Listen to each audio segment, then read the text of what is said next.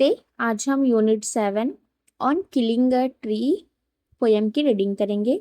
You must have observe people cutting down trees, but can they kill a tree? Is it easy to do so?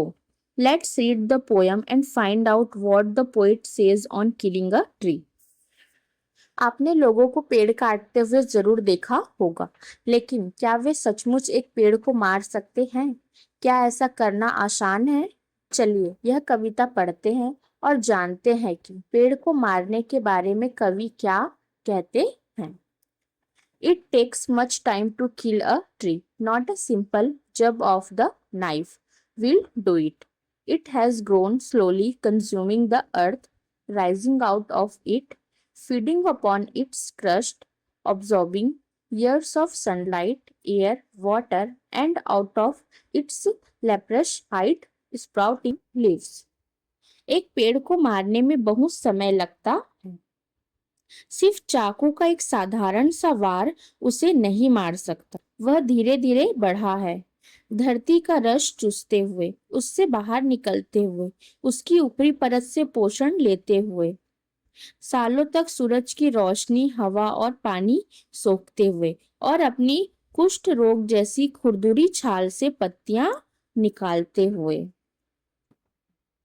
So hack and chop, but this alone won't do it. Not so much pain will do it, the bleeding bark will heal, and from close to the ground will rise curled green twigs, miniature boughs, which if unchecked will expand again to former size. तो तुम उसे काटते रहो, छीलते रहो, लेकिन सिर्फ इससे वह नहीं मरेगा। इतने दर्द से भी वह नहीं मरेगा। उसकी जख्मी छाल फिर से भर जाएगी और जमीन के बहुत करीब से फिर से हरी हरी कोमल टहनियां फूट पड़ेंगी। छोटी छोटी डालियां निकल आएंगी, जिन्हें अगर ना रोका गया तो वे फिर से बढ़कर अपने पुराने आकार में आ जाएंगी। No, the root is to be pulled out of the anchoring earth.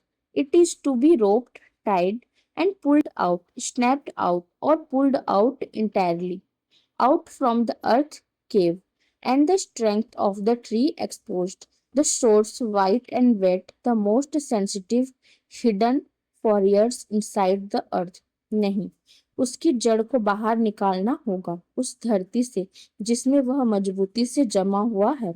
उसे रस्सी से बांधना होगा, कसना होगा और खींचकर बाहर निकालना होगा, झटके से तोड़कर या पूरी तरह से उखाड़कर बाहर निकालना होगा, धरती की उस गुफा से बाहर। और तब पेड़ की असली ताकत सामने आएगी, उसका मूल स्रोत जो सफेद और नम है, जो सबसे ज्यादा संवेदनशील है और जो सालों से धरती के भीतर छिपा हुआ था।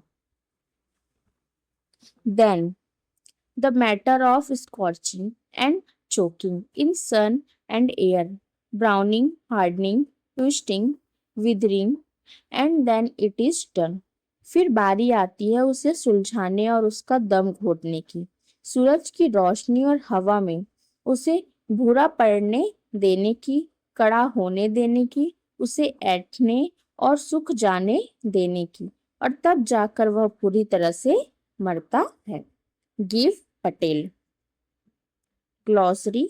जब, सडन रो ब्लो यानी अचानक लगने वाला जोरदार झटका।